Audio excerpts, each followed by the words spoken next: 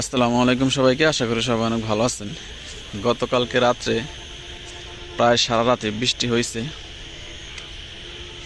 তো বৃষ্টিতে আমাদের নদীর পাড়ের চড়ায় যত পাট ক্ষেত আছে প্রায় সব পাট ক্ষেতেই মোটামুটি পানি জমে গেছে।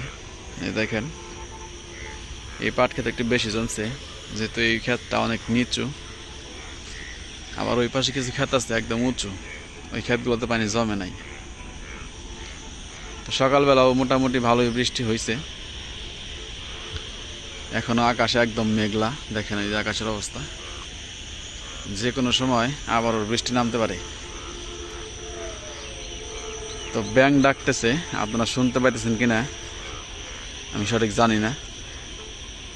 তো এই বৃষ্টি হওয়ার কারণে যারা ধান কাইটে খেয়ার শুকা দিয়েছিল আমাদের চড়ায়, তো সেই খেয়ারগুলো মোটামুটি ভালোই ভিজা গেছে। ওই যে খেয়ারটা দেখেন, পাট একদম তলায় গেছে এক রাত্রির বৃষ্টিতে।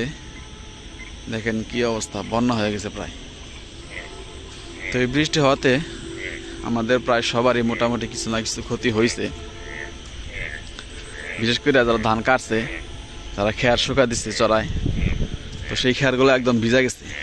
আর যারা নিচু খেতে খেয়ার শুকা দিচ্ছে তাদের খেয়ারের উপরে তো পানি উঠে গেছে, এরকম একটা অবস্থা হয়ে গেছে।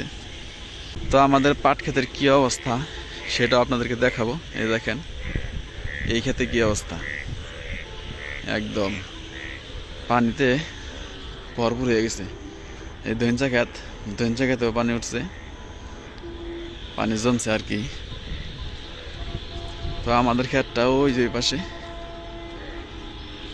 আমাদের ক্ষেতটা আপনাদেরকে দেখাবো যে আমাদের ক্ষেতের কী অবস্থা, বৃষ্টি হওয়ার কারণে কী অবস্থা হয়েছে, বর্তমানে পরিস্থিতি কীরকম। তো এই ক্ষেতে কিন্তু আবার খুব একটা পানি জমে নাই, কারণ এই ক্ষেতটা উঁচু আর এই ক্ষেতটা নিচু। সব ক্ষেতের পানি গড়াইয়া এই ক্ষেতে নামে। আমাদের ক্ষেত উঁচু আছে, পানি জমার কথা না। এই দেখেন এই ক্ষেতের অবস্থা, এই ক্ষেতেও পানি জমে গেছে। পাট একটু বড় হওয়ার কারণে এই পানিতে আশা করি খুব একটা ক্ষয়ক্ষতি হবে না, কিন্তু যদি পাট ছোট থাকতো তাহলে মনে করেন যে অনেক ক্ষয়ক্ষতি হওয়ার সম্ভাবনা ছিল। হ্যাঁ, তো এই যে দেখেন পানি নামতেছে ক্ষেত থেকে, উঁচু জমির পানি নিচু ক্ষেতে নামতেছে।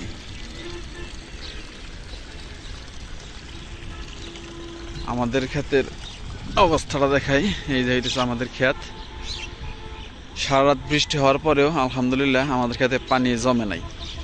তার কারণ হইতেছে আমাদের ক্ষেতটা অনেক উঁচু, যার কারণে পানি জমা থাকে না। হ্যাঁ, আমাদের ক্ষেতের পানি এই ক্ষেতে নামে, এই ক্ষেতের পানি এই যে দেখেন নামতেছে এই ক্ষেতে।